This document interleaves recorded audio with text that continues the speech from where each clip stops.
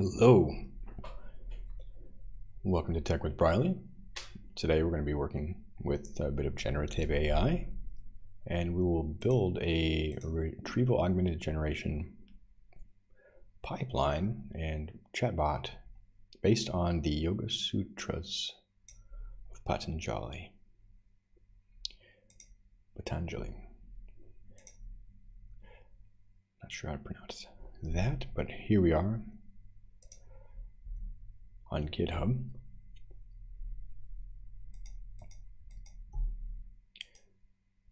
Everything we make today will be open source. These texts are in the public domain, translated and edited, I suppose, by Charles Johnston.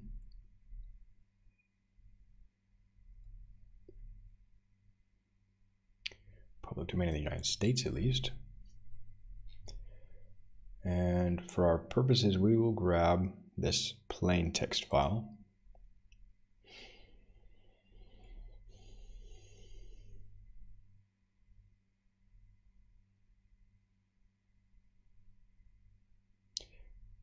Project Gutenberg, ebook of the Yoga Sutras of Patanjali, the book of the spiritual man. This book is for use of anyone, anywhere in the United States and most other parts of the world at no cost and with almost no restrictions whatsoever. You may copy it, give it away, or reuse it under the terms of the Project Gutenberg license included with this ebook or online at gutenberg.org.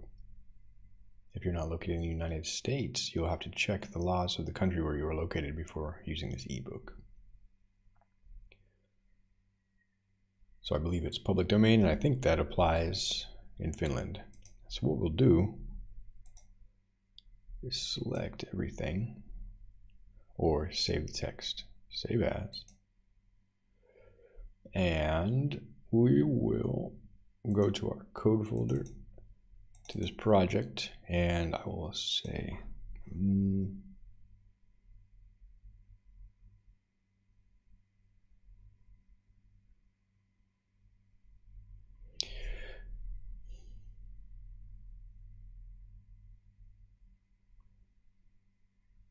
I don't know how we'll structure it just yet. So let's just put everything in root.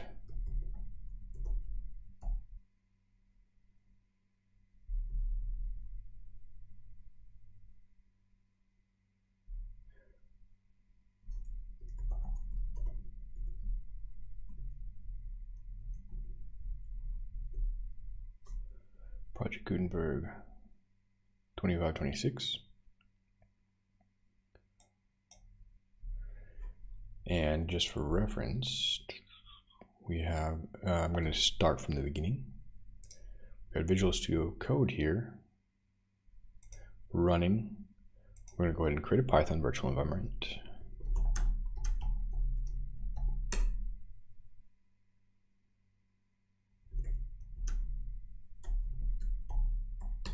Activate that.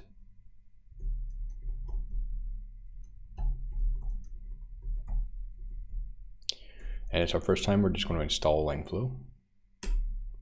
Takes a while, actually. Should have checked the Python version we're running as well.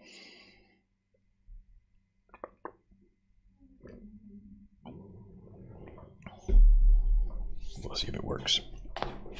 First try, maybe it won't. If I'm running Python 3.12, there may be some wheels that fail to compile.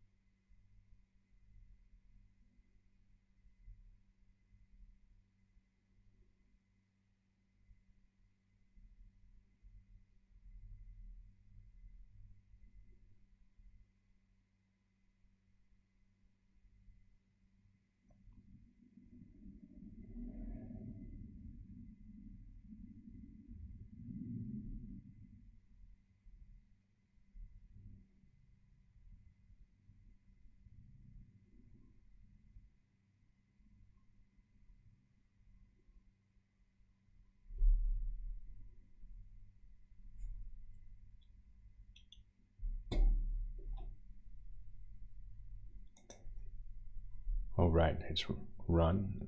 It's installed, I mean, all the dependencies. Let's go ahead and run it. We'll run it with lengthflow run.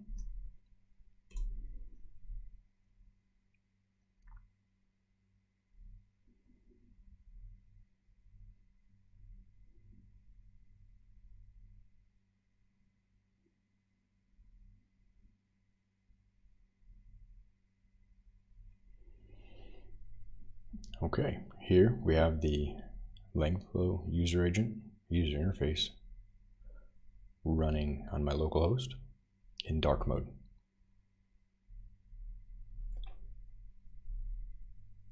In order to create a retrieval augmented generation app, we will need two flows. One flow will be to vectorize the text and store it in a vector database. The other flow will be to retrieve texts from the database and provide them in a chat interface with the end user. We can define both of those in the same project though. In any case, let's start with the vectorization flow.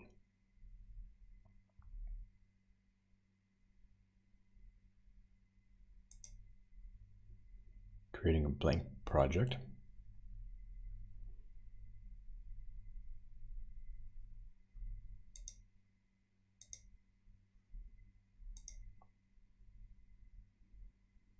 We will use a file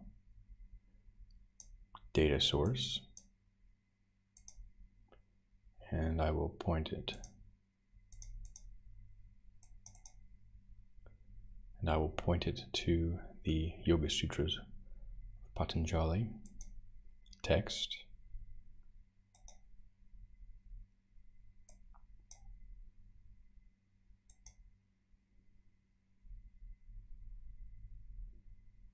We will need a vector store. For this test, I will use ChromaDB, which runs locally.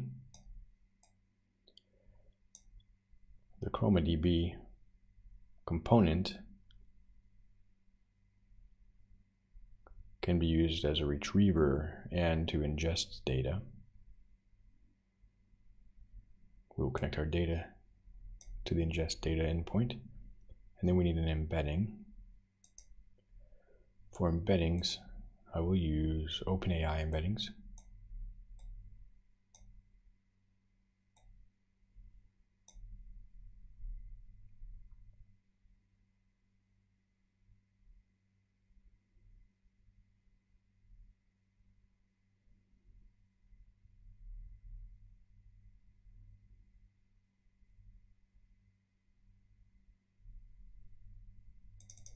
We'll give our collection a name.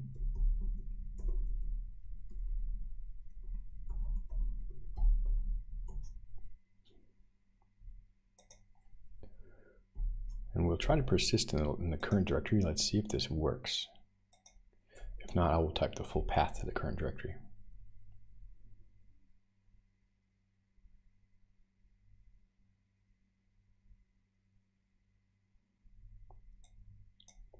I believe one more thing we will need is, from this file, we will need a recursive splitter tool, a recursive text splitter.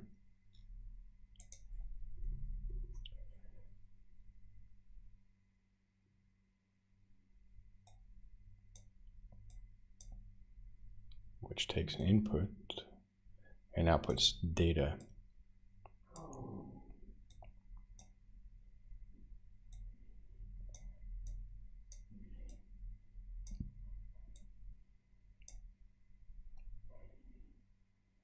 This will take the text and divide it into chunks with about 1,000 characters and about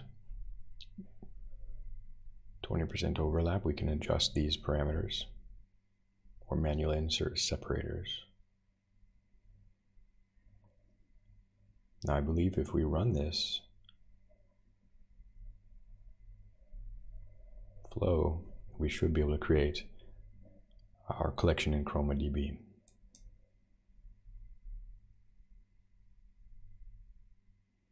Okay. I have to set up my global OpenAI API key.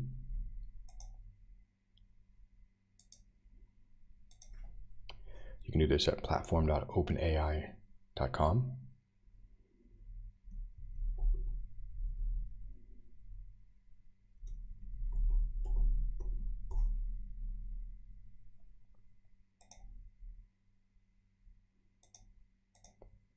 We will call this Open AI API key. Make sure to set the type as credential. Paste the value.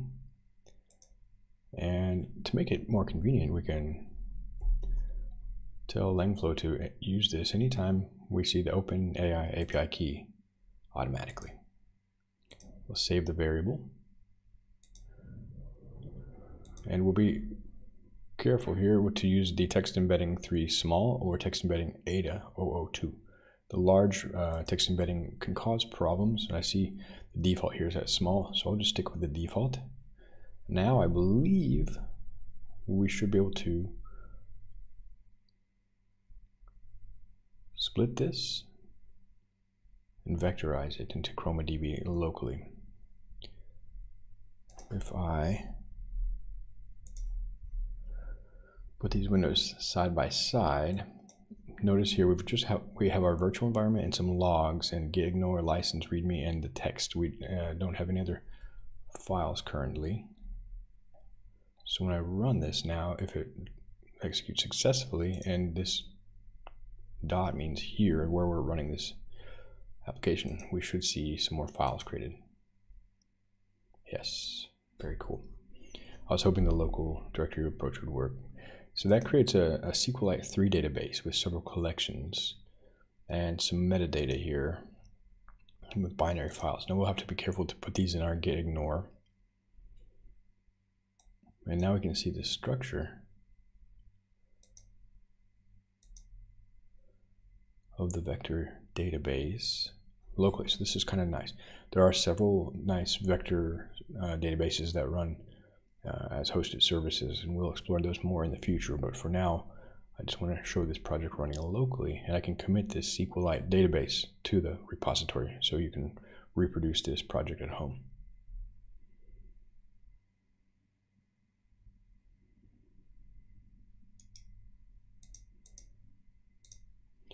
But if we view the data a little bit here, we can see there it is, Yoga Sutras of Patanjali. And we can see these are the search, and here are the actual embeddings, I believe. We may still be working on that.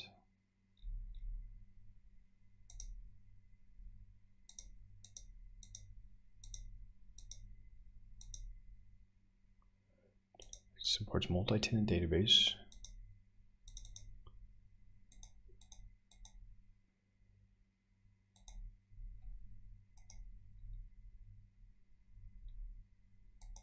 Huh.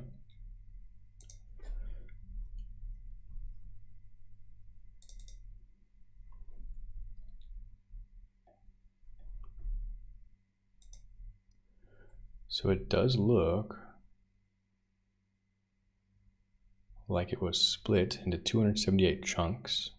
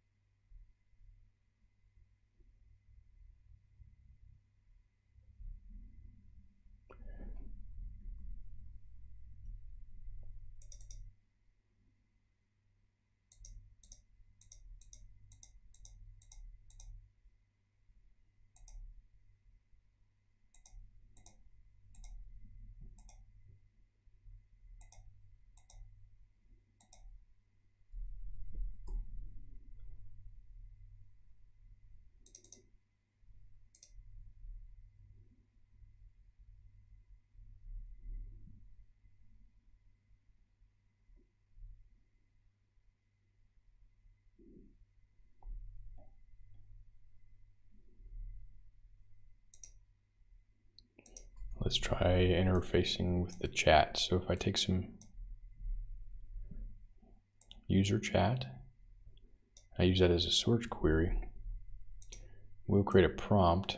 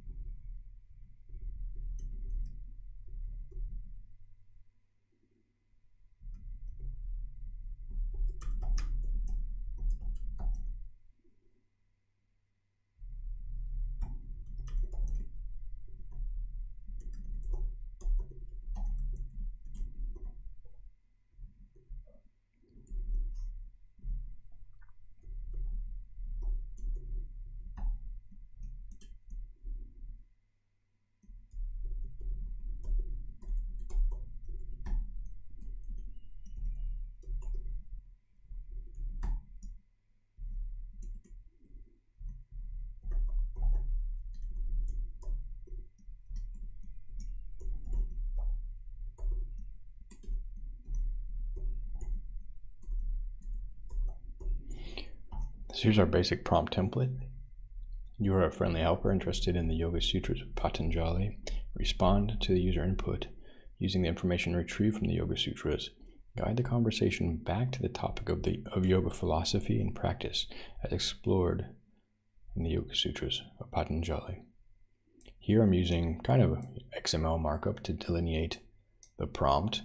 These large language models are trained on a lot of text data and are fairly good at parsing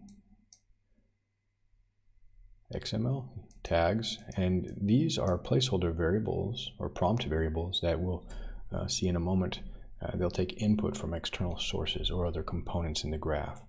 So I've just got two placeholders here, one for retrieved text from the Yoga Sutras, it'll appear here, and one for the user input. And these markup tags, they don't have any other functional purpose other than helping the large language model kind of decipher the prompt.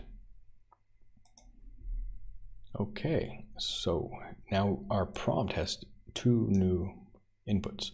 We have a user input or user message, I could call it, and then the Yoga Sutras, which should be the output or the retrieval. The search results from, that's not exactly how I was expecting it.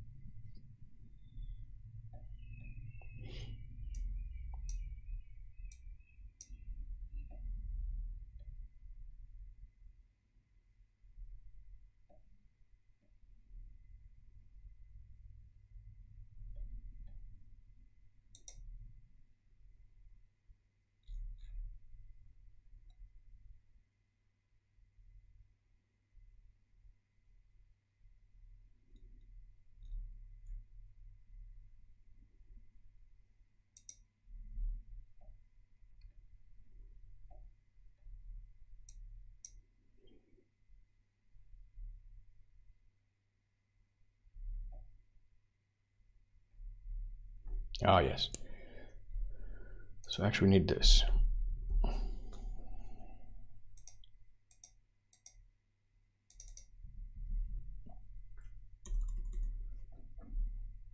With vector stores, we need vector search or retrievers.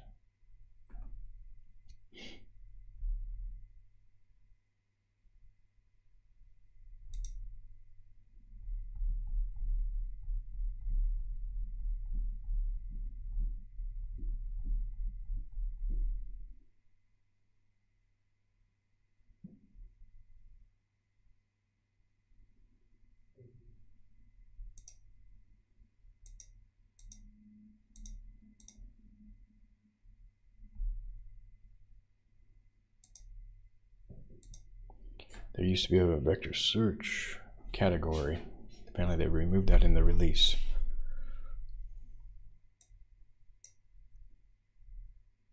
And they have a common interface now, Retriever.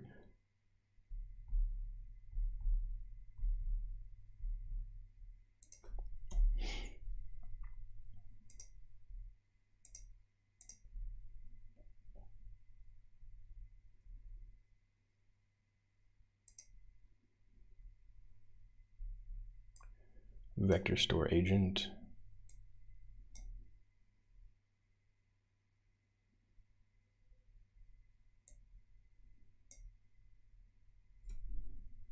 Vector store toolkit.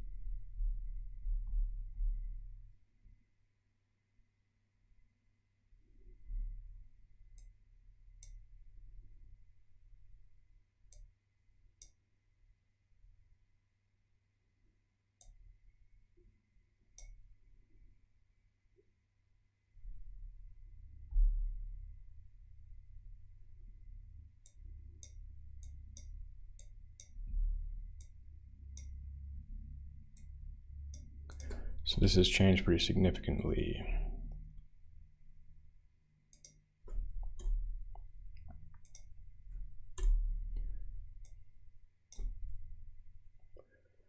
So I need a way to get output from the ChromaDB plugin. So let's go back to the LangFlow docs.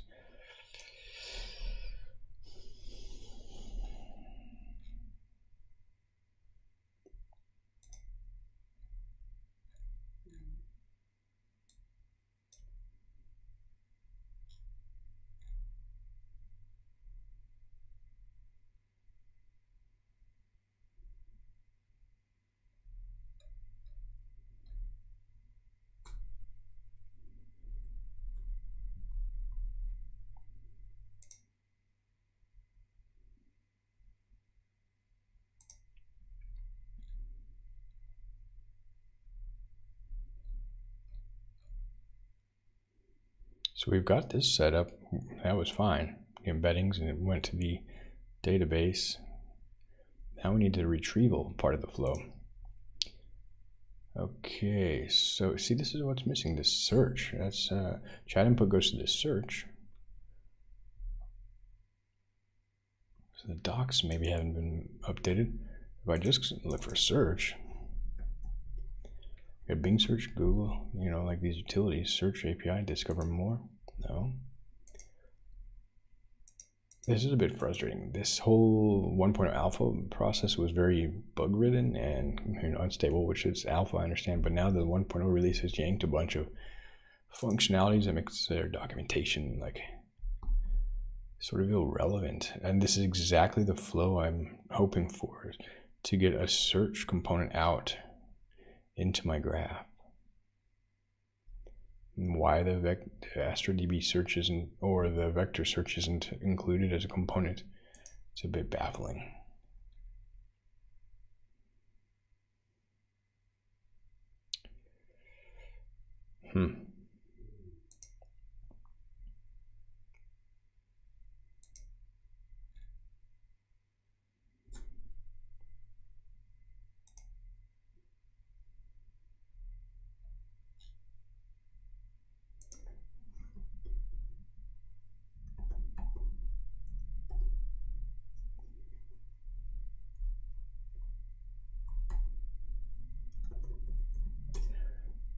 So I'll look on there 2 days ago. So the ingestion flow, essentially what we have, it should be agnostic. I like AstroDB, but right now I just want to run this locally. So we've got these, now the application flow. We want a chat input, an OpenAI embeddings, AstroDB search component that retrieves the most related prompt. So one issue, I did verify. Actually, I'm running the latest version. Let me double check this. Okay, so this could be user error.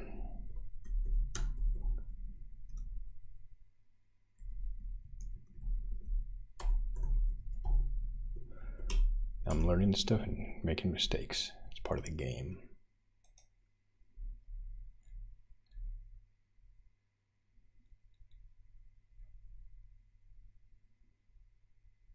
Now we do have length flow 1.0.4.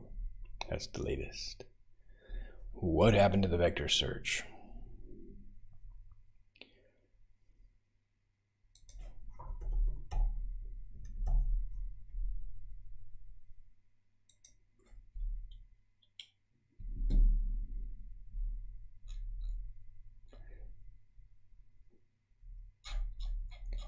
Had this big long chain about the database search inputs and bug, and it's just been really frustrating. 2-week discussion.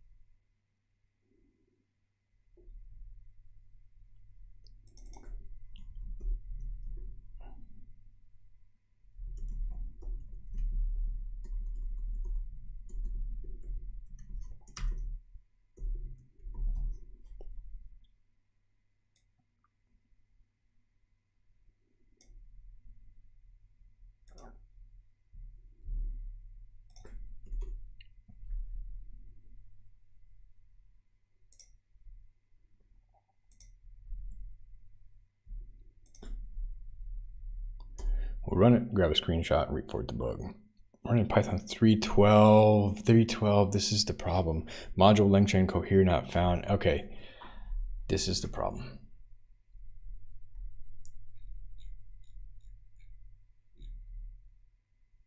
All right, no problem, no problem.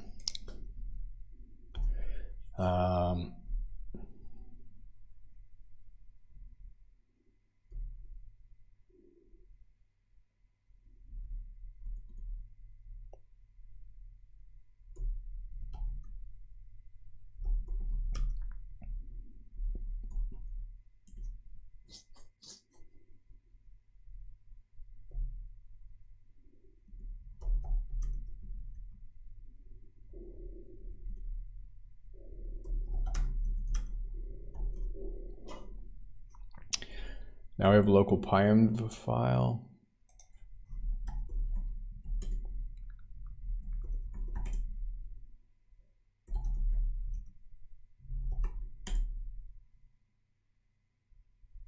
Remove the virtual environment. We're running Python 3.10.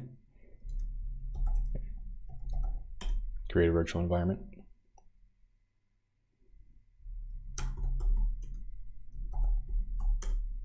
Installing Langflow.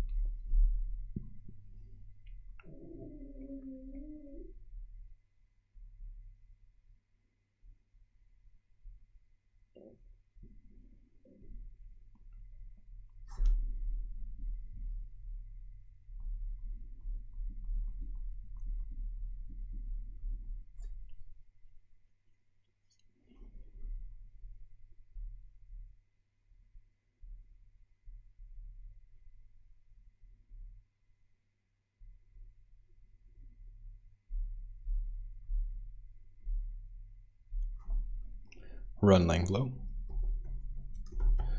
Run lang flow with lang flow run.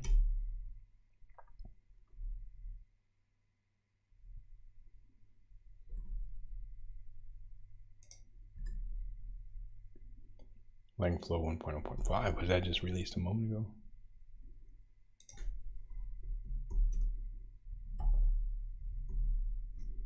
There we go.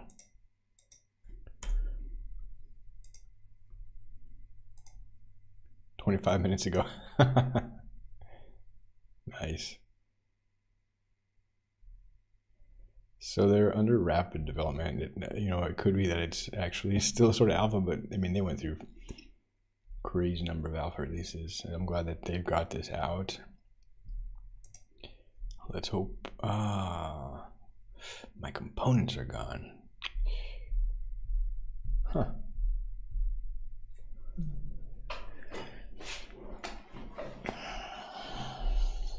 Because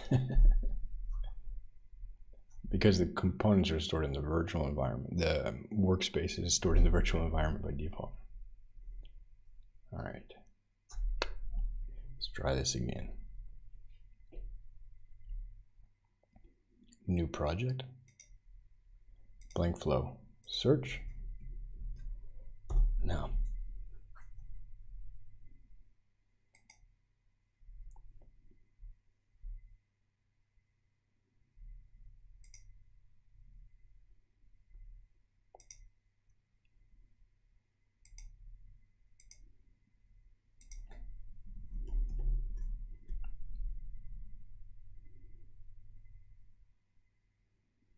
It's like the Chroma search is in the store, an older version of it. Who knows how old this is?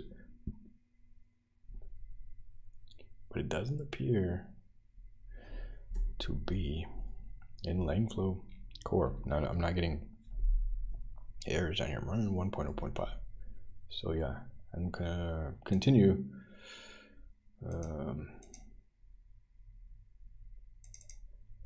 Let me just double check. Vector search. The whole vector search category is gone. Vector store, now ChromaDB does have some things, but this is to insert into ChromaDB, and that didn't even work.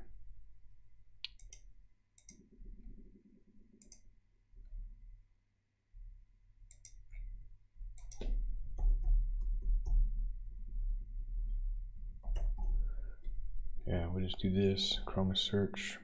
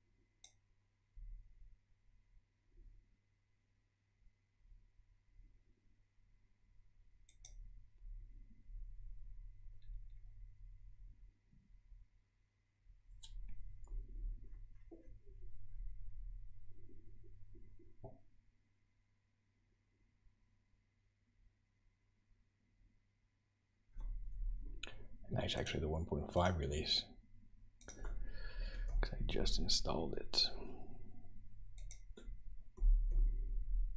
It's like, man, pretty frustrating. But yeah, I don't know, it's not a big deal.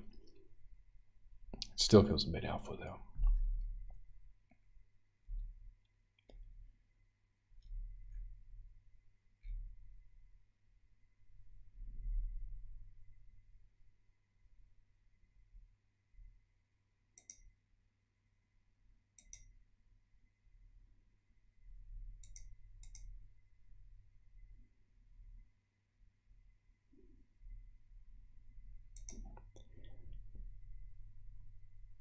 And it just seems weird that I would need to use these from the store. If you've got a Chroma, just a vector database support, you should have equivalent searches in part of the core modules.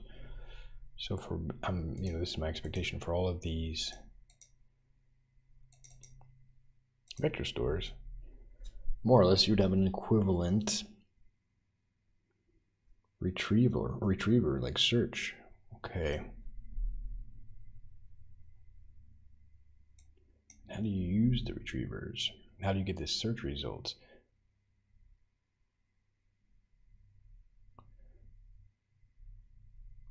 Is it like integrated now? Maybe that's what I'm missing. The tutorials haven't been updated. That's cool if that's the case. It does have this search results, and I've got a search query coming in. What do I plug this into?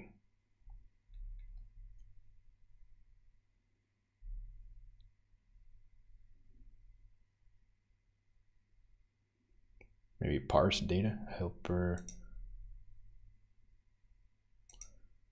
Parse data. Try that. So we get some raw data out. Okay.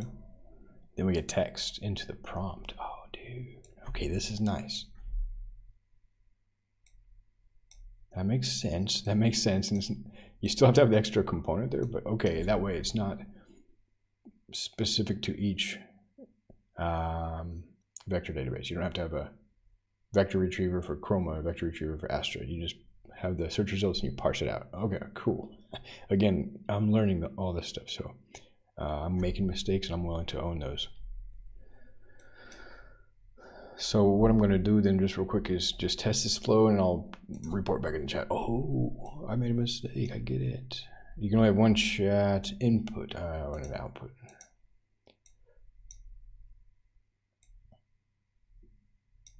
Okay. Let's see if we can run everything now. Invalid flow ID.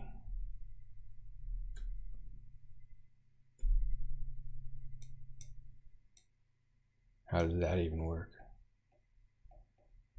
This is the flow ID. Flow ID.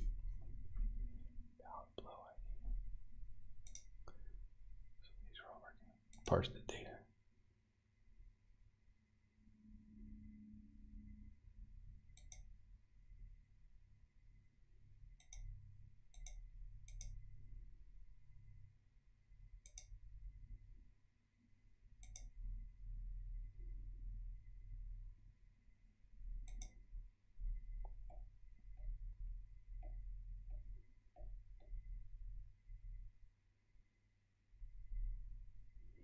Oh, I see.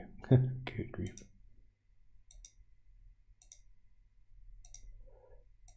There we go. So, new instance, all the flows are erased. Let's build it again.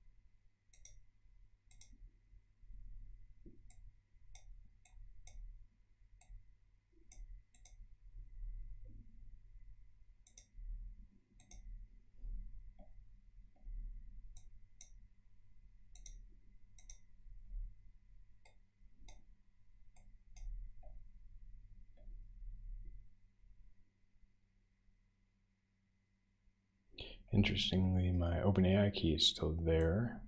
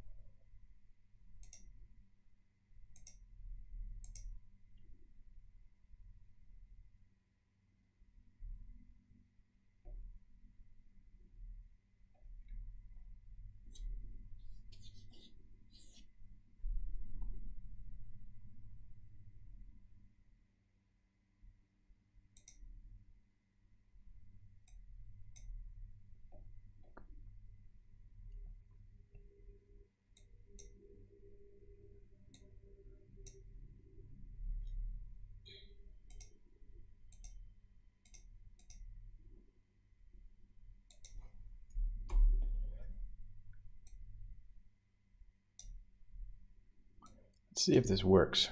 It's a bit different. Then I'll explain everything if it works.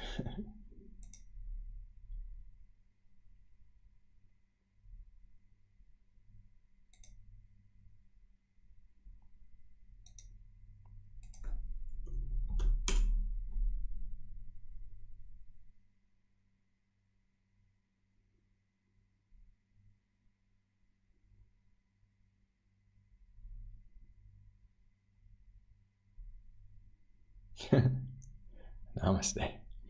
How can I assist you today with the wisdom of the Yoga Sutras of Patanjali?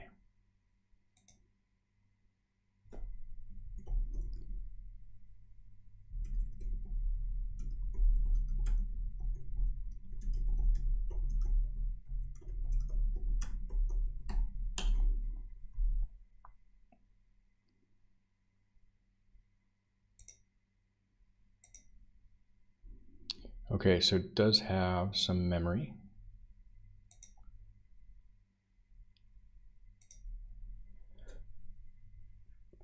Wow.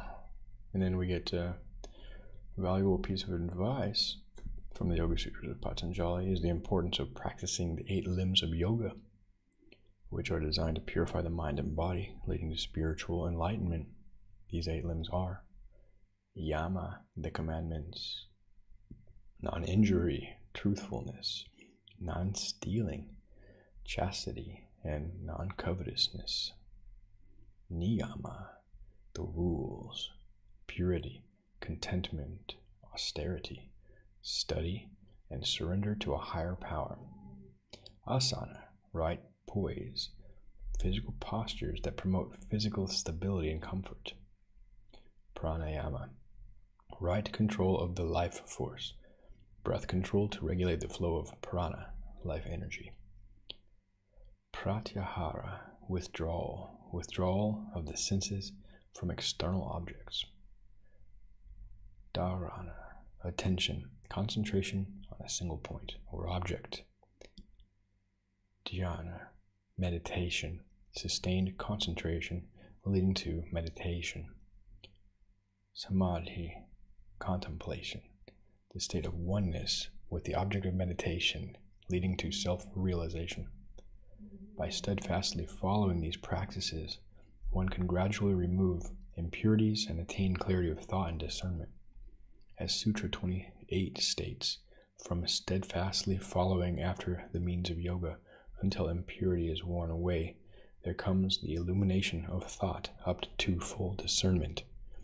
This advice emphasizes the importance of consistent practice and dedication to the path of yoga for achieving spiritual growth and enlightenment.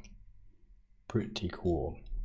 Now let's take a step back and to see how that came to be. Here we have our prompt. The original message is here. You're the helpful devotee of Yoga Sutras of Patanjali. Respond to user input with answers based on the Yoga Sutras. When the conversation steers too far away from the Yoga Sutras, or there is no relevance to the yoga wisdom and philosophy, politely steer the discussion back towards the topic of yoga and the Sutras of Patanjali.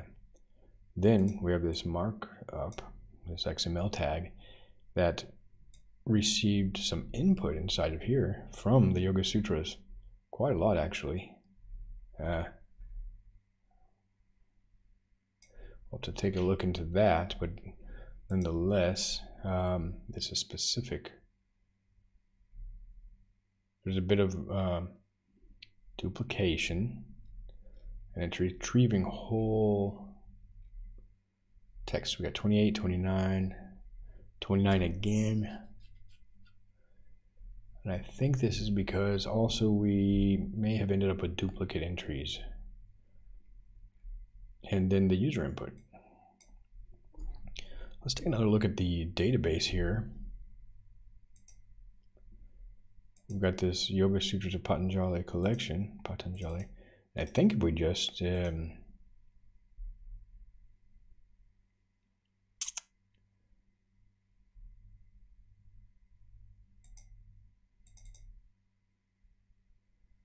want to get at the embedding, there we are. Full text search is here. So looks like we've got 500 of them. So for the content,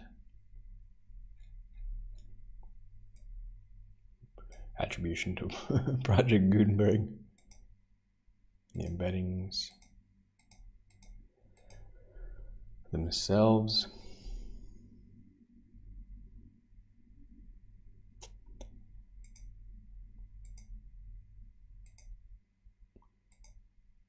So that's one thing. Okay, so it is working. We got embeddings, and it's retrieving it. So that's cool.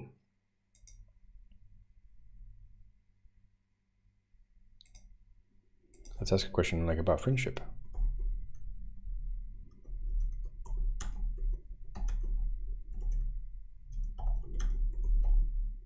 Fried chicken.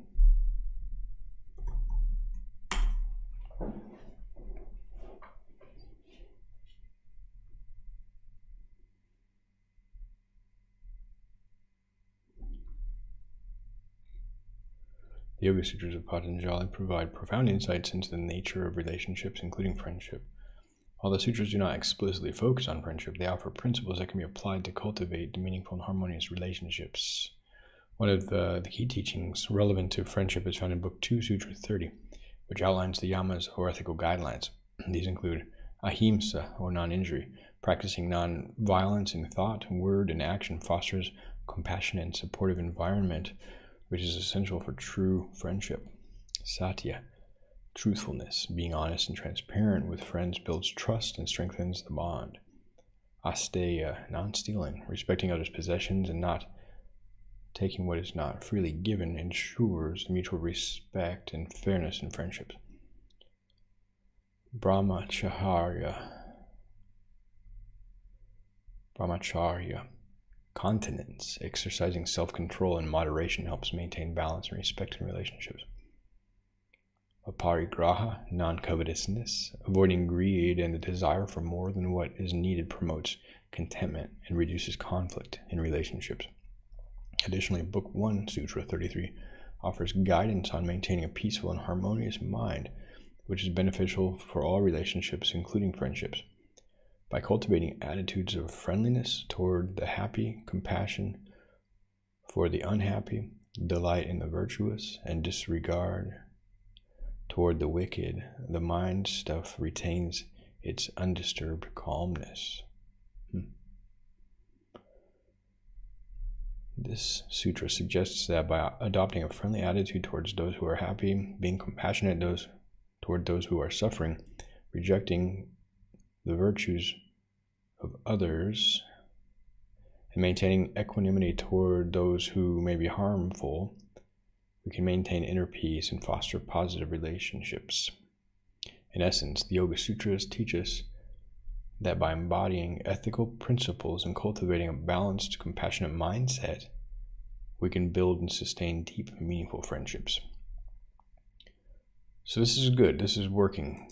In terms of the project, let's just take a look at real quick at the prompt, what we got here. So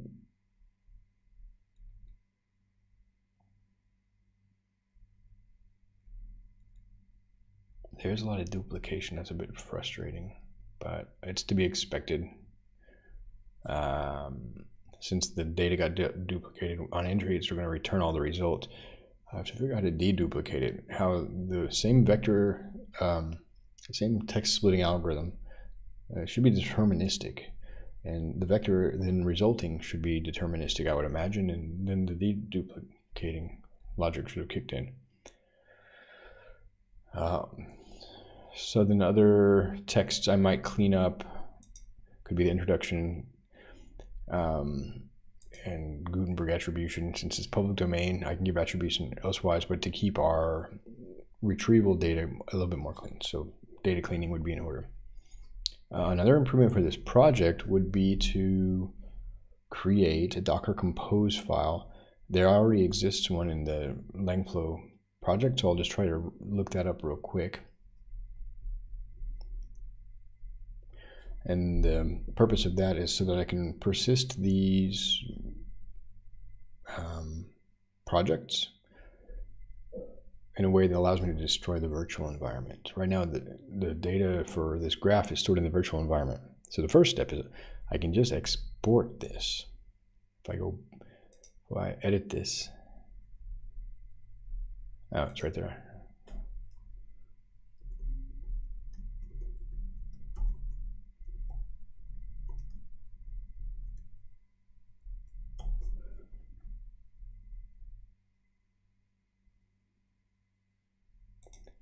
Save that, export without the API keys.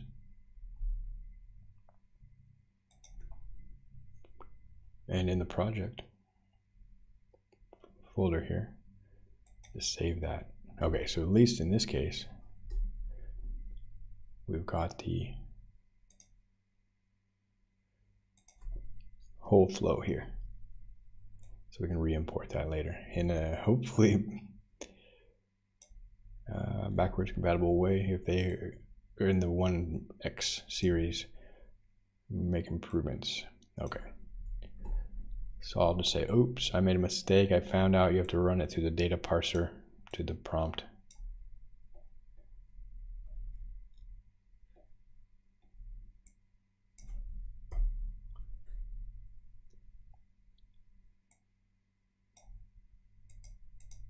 Actually,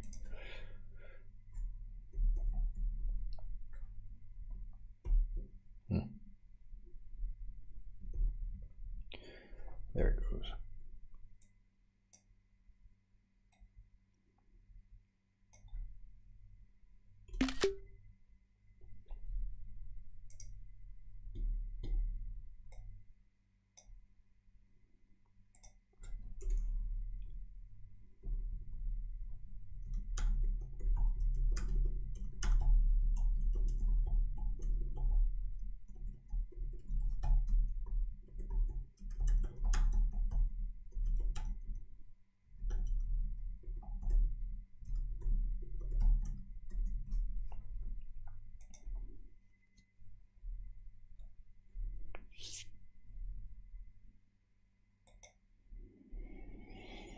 Excellent, excellent. Good progress.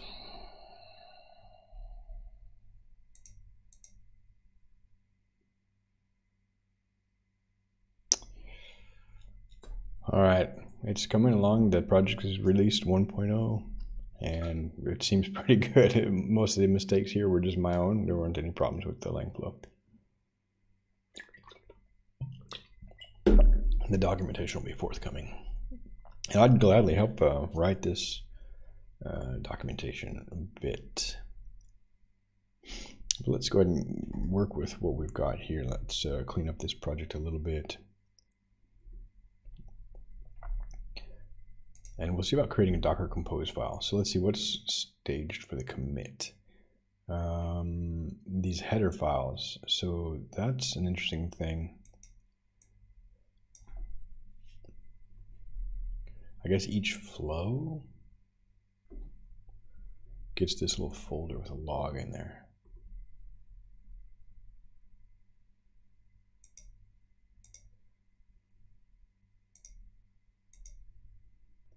Six five eight eight okay. No, I'm not sure what that is. What we'll do is add again ignore.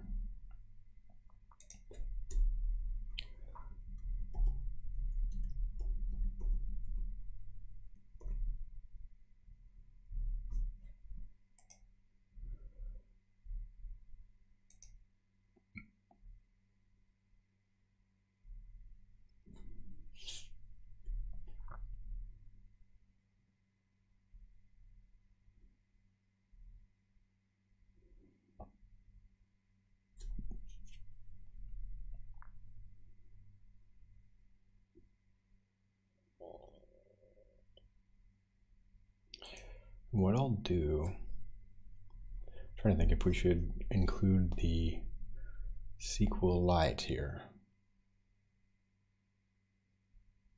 Probably not.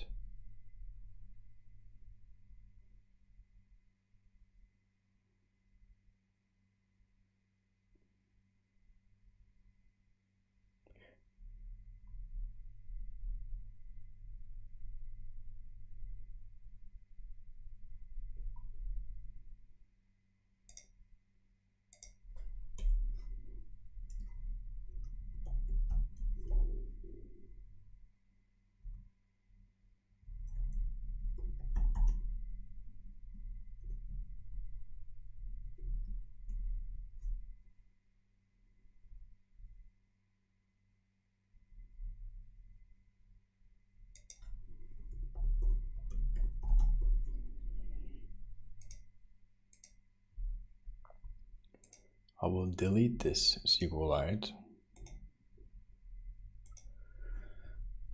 and rerun the flow.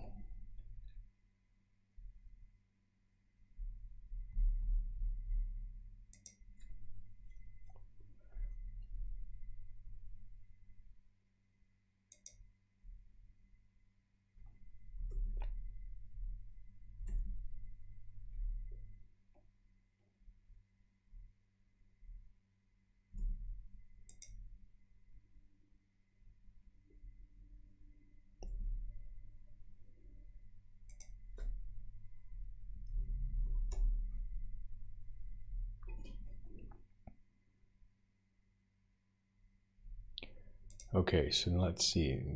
So the persistence directory didn't seem to return. There's nothing there now.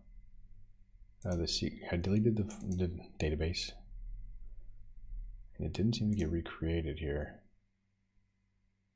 because yeah, you have to delete this as well.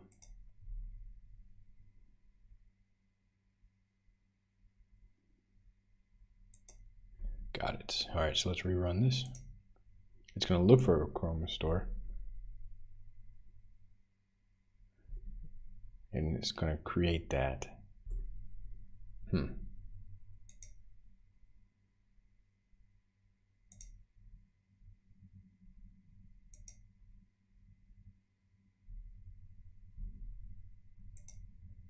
Weird.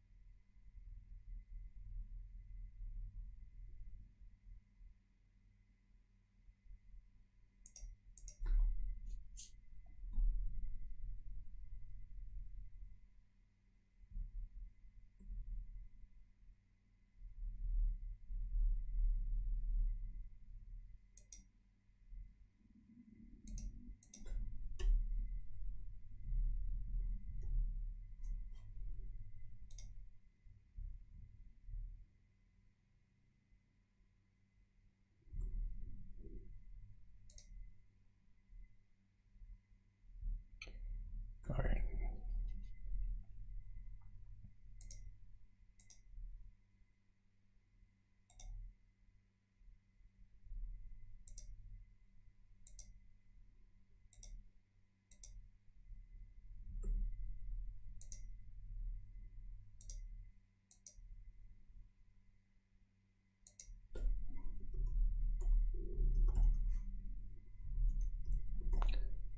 There's a lot of metadata in here. It's a bit difficult to diff all of that. Okay, it's not maybe designed for that. But okay, I think this is a pretty good one. So the flows, I'm afraid we're gonna lose those. So let's see if during this session we can create a Docker Compose file that will persist the flows locally. That way people can reuse this all. And not have to worry about virtual environments, what version of Python they're running, and things like that. So there is a Langplo Docker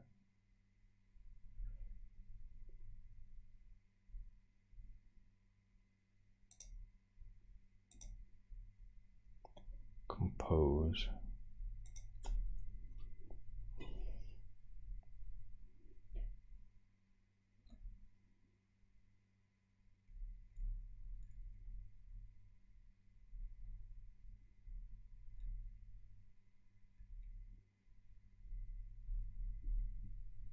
but it's pretty complicated.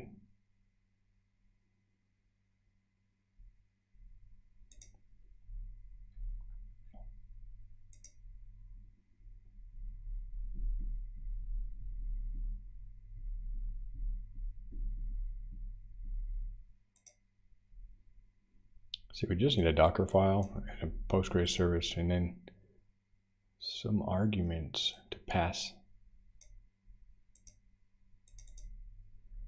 to tell Langflow to use Postgres for the backend, but maybe not.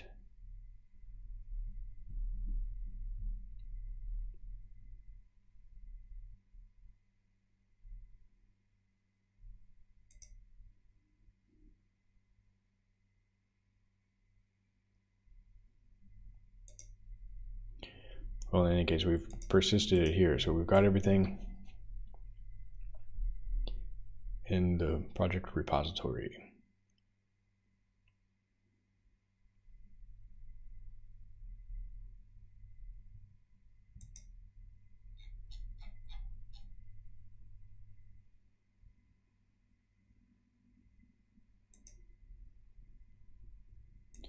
Let's use Claude.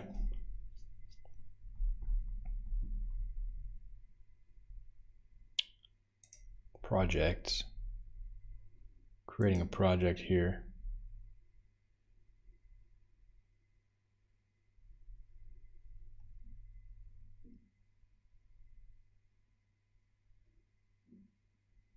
Well, let's just do a conversation.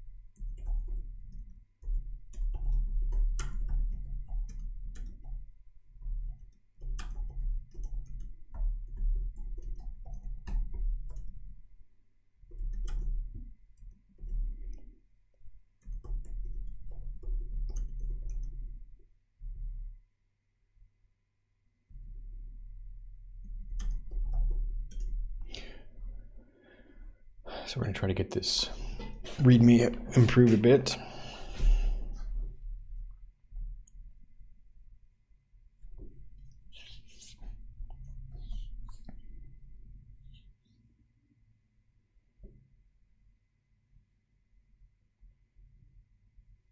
It's actually pretty good.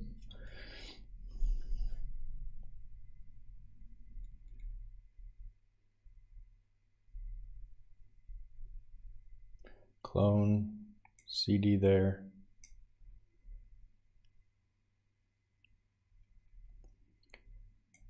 Create the environment. It's got instructions for sourcing the environment, installing the requirements. This is not necessary because it's part of the requirements, but okay. Start Langflow. 7860, that's correct. Langflow actually starts the window up by itself.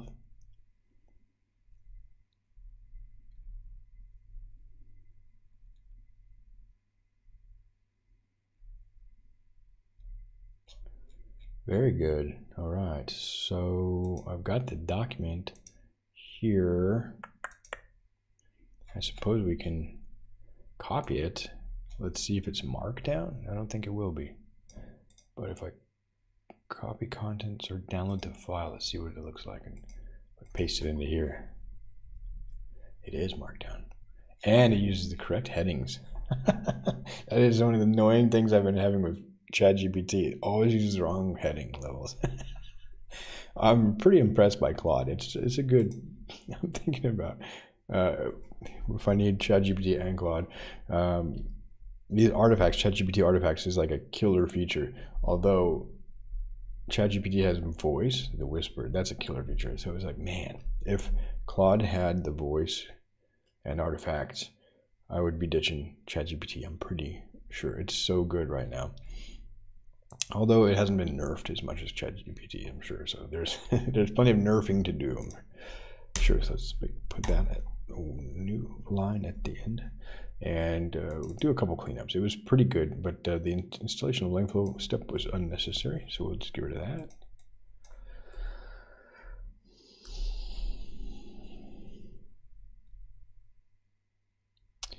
These don't really, but this is a shell. Don't really need to be indented, I think, or do they? Actually, maybe it does. So I'll just roll with that.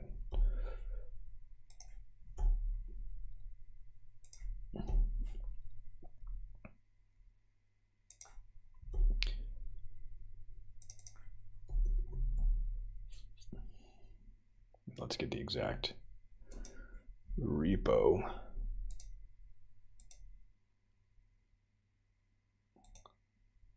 Well, you can go with HTTPS, I suppose.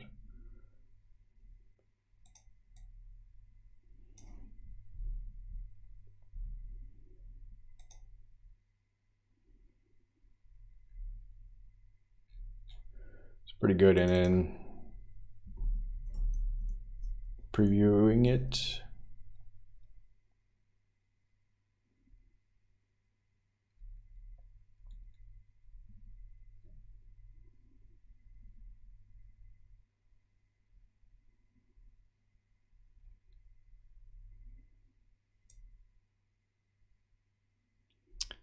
I don't know if Langflow works, just singular Langflow.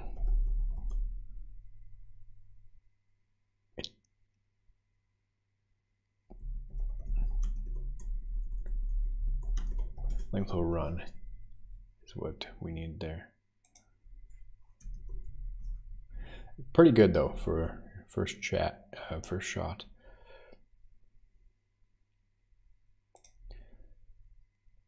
Yeah, and we'll just say improve the README.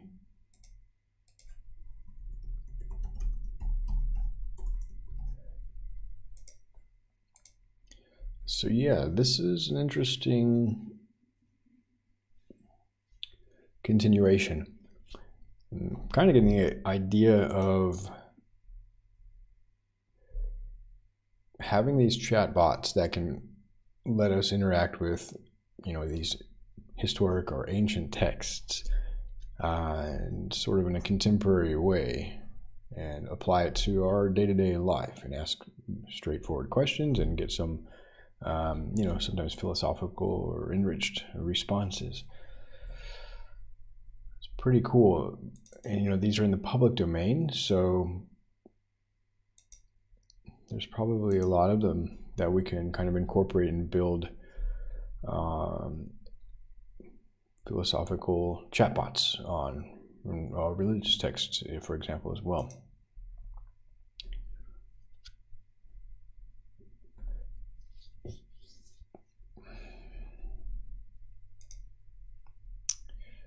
Right, and then you could have essentially either a singular chatbot that's kind of steeped in all these traditional texts, or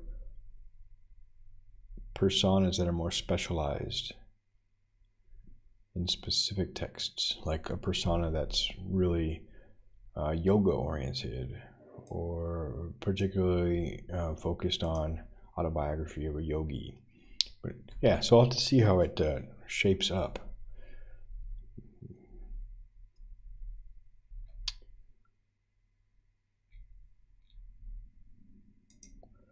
And then how to maintain attribution and things like that.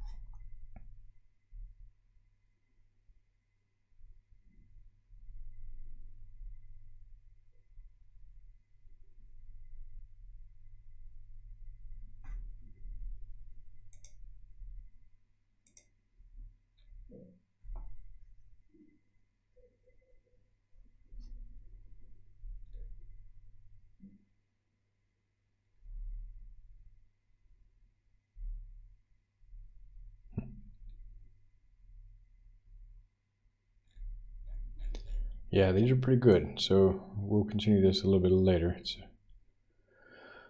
11:30 now. So I'm going to wrap it up. I was thinking if I would make a tutorial out of this, but I'm a bit tired, and I'll have to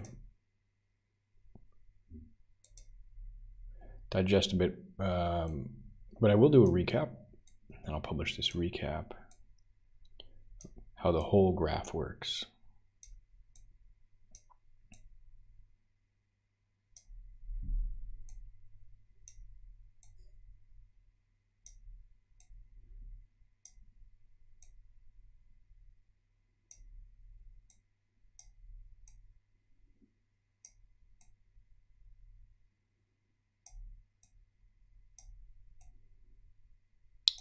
Cool.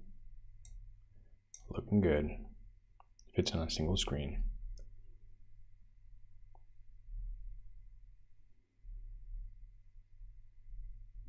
So let's do a quick recap.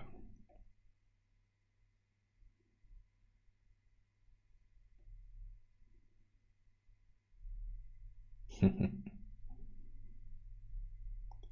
a neat project. All right, I'll be right back and we'll summarize what we did today.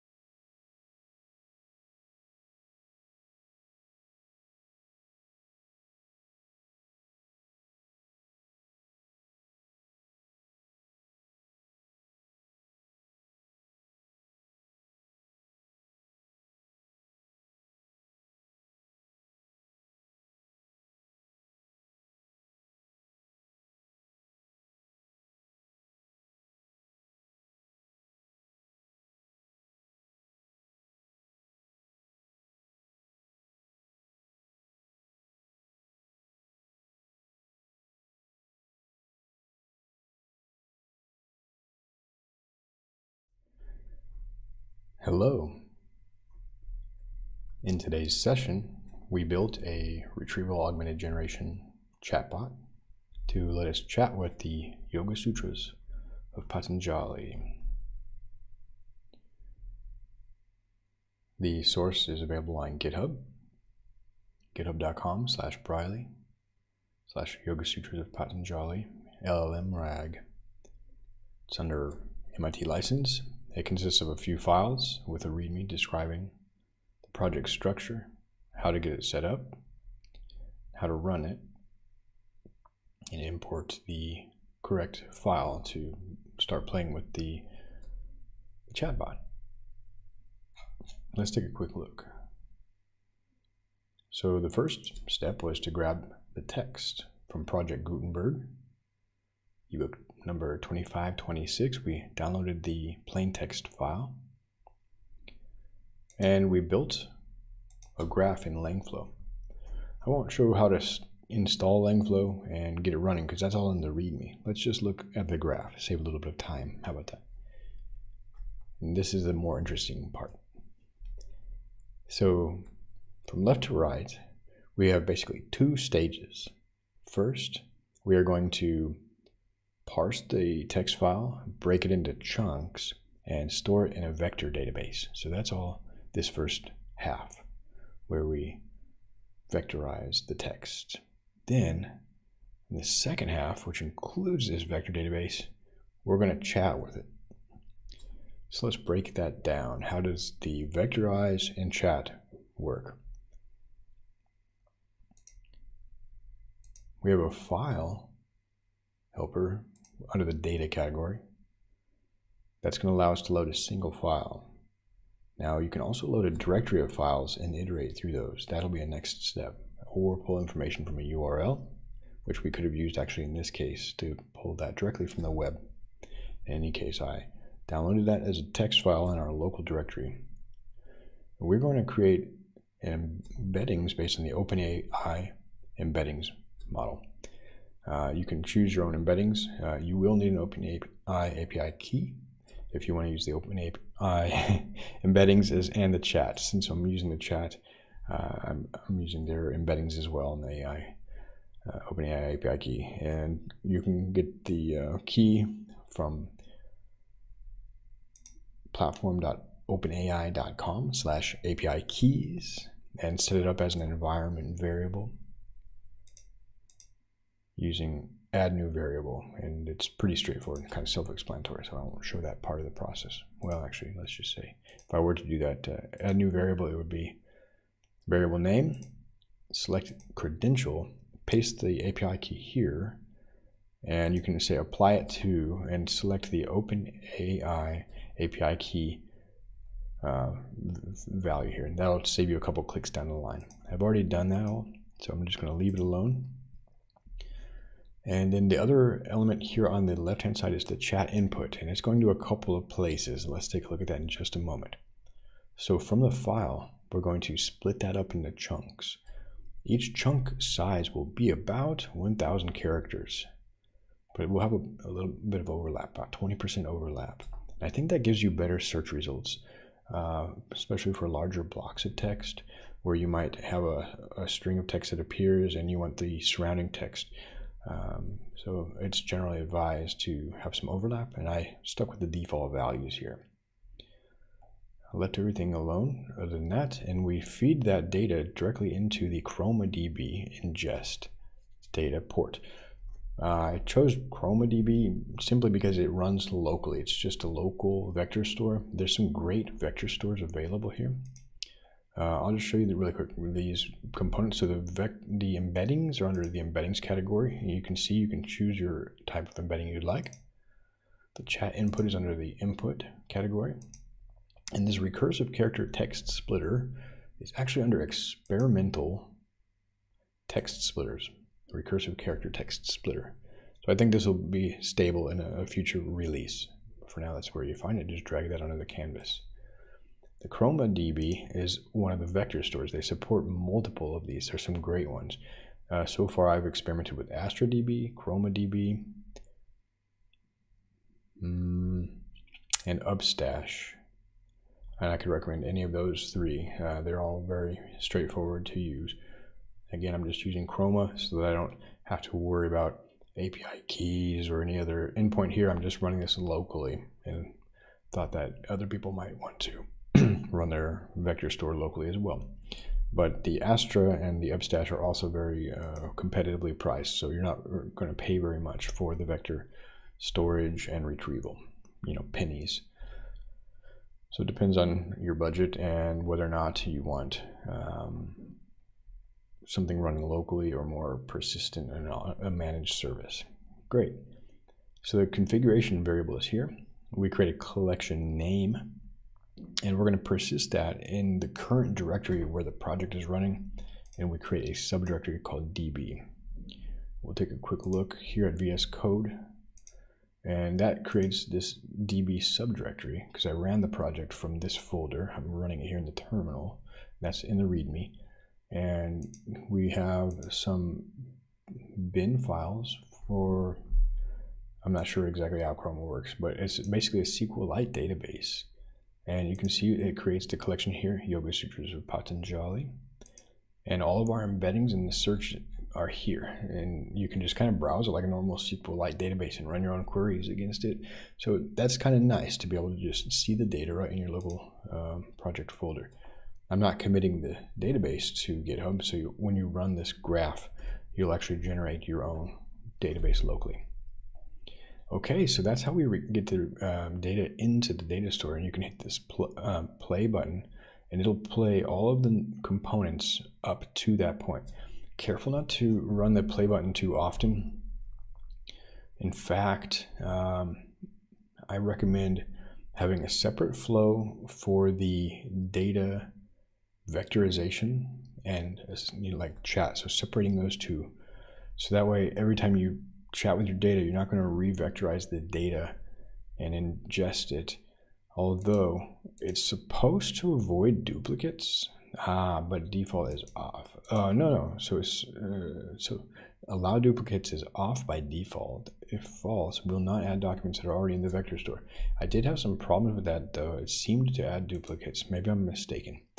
Anyway, in any case, I think it's good to have these kind of two separate things. So you would just create a separate ChromaDB and use that as the retriever. Since we're using one graph here, I'll just continue showing how the second half works. So this ChromaDB component doubles as an ingester and a retriever. You can get search results. And you can inspect the results of any of these graphs. If you see this icon, you can inspect the output. So here's the parsed data from my most recent conversation. So what you need to do is take the search results, and it retrieves those based on the chat input. So you wire the chat input into the search query, or you could just type one here. But since we wanted to respond to user input, we'll wire that. It will return search results. You need to parse those.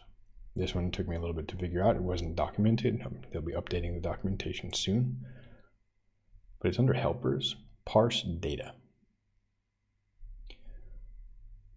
And there may be a better option like split text that would avoid duplicates, but I'm not exactly sure. So I just put parse data, so that takes data in and returns text. The text can be fed over here to a prompt.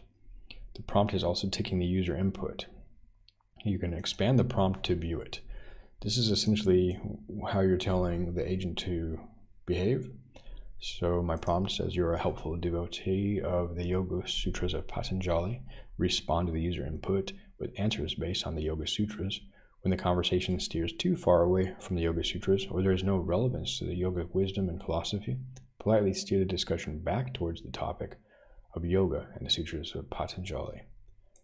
I then create two input variables, and I surround them by, you could say, XML tags. These language models are pretty good at parsing text. That's what they're designed to do. And they're able to see that these XML tags are delineating a section of the document of the prompt. And this variable markup with the curly braces and the phrase with an underscore here, it becomes a prompt variable. So I have an XML delineation here, a markup for a variable, a prompt variable. And I did that with the Yoga Sutras and the user input. And when you put those in and check and save, you will get inputs. These didn't exist before until I defined them. And now we can kind of see, if I inspect the output, how it does this based on a previous conversation. So here's the initial prompt. Here's the opening XML tag and some retrieved text from the Chroma DB. It got quite a lot of text there, and you can see some duplication. So this is either duplicated from the overlap or that I have duplicates. I inserted the data twice. I'm not sure exactly. That's why I mentioned before, you might want to have a separate graph for the chat and the vectorization process. And here's my user input. My last statement was here, Sutra on non-harm. So it constructed a prompt with these search results and my user input, and it feeds that into OpenAI as the input. And in turn, OpenAI sends the text to the chat output. And that's about it. So let's take a look at how it works. You can then click the playground. And see, you can see my previous question kind of pops there. It's just the way it behaves by default. But let's say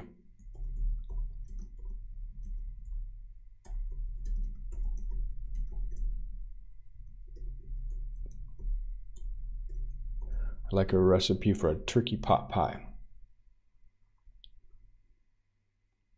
Just thinking about it, it says, Namaste. While I understand your interest in turkey pot pie recipe, let's take a moment to reflect on the teachings of Yoga Sutras of Patanjali. The sutras guide us towards balance and harmonious life, emphasizing the importance of safety, of steady effort, and wisdom in all endeavors. For instance, Sutra 7 states, right poise to be gained by steady and temperate effort, and setting the heart upon the everlasting. This can be applied to our daily activities, including cooking, by appreciating them with mindfulness and dedication. If you have any questions about the Yoga Sutras or how to incorporate their wisdom into your daily life, I'd be happy to help. So you can see it's following the guidelines. It's sort of steering the conversation back there. You can tweak the prompt however you'd like, but that was sort of the goal here, is to have a topical retrieval augmented generation chatbot that'll help, explore the Yoga Sutras and applications of those in daily living. So yeah.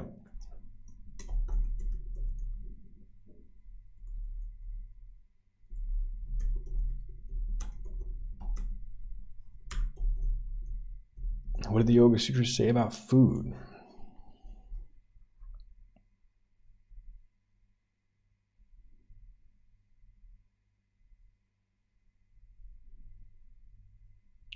Just thinking about it. The Yoga Sutras of Patanjali do not explicitly address the topic of food in detail. However, the principles and practices outlined in the sutras can be applied to one's approach to food and diet. For instance, the yamas and niyamas, which are the ethical guidelines and personal observances, can provide insight into how one might approach food. Ahimsa, or non-injury, the principle encourages non-violence and compassion towards all living beings. In the context of food, this can be interpreted as choosing a diet that minimizes harm to animals and the environment, such as vegetarian or vegan diet.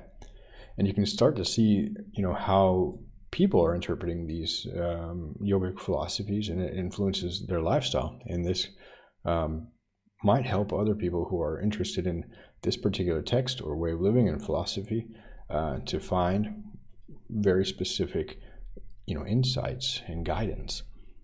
This general approach can be applied to any text. I just happened to go to Project Gutenberg and thought of this as an initial project.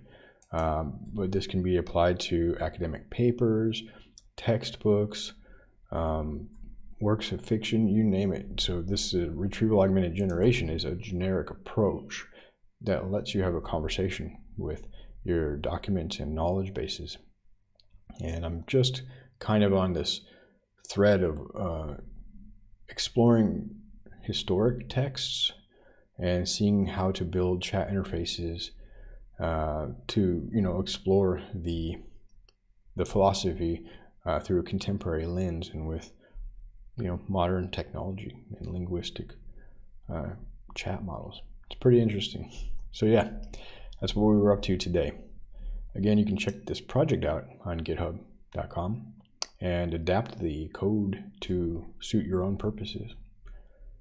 Thanks for stopping by. I hope you're doing well and have a great day.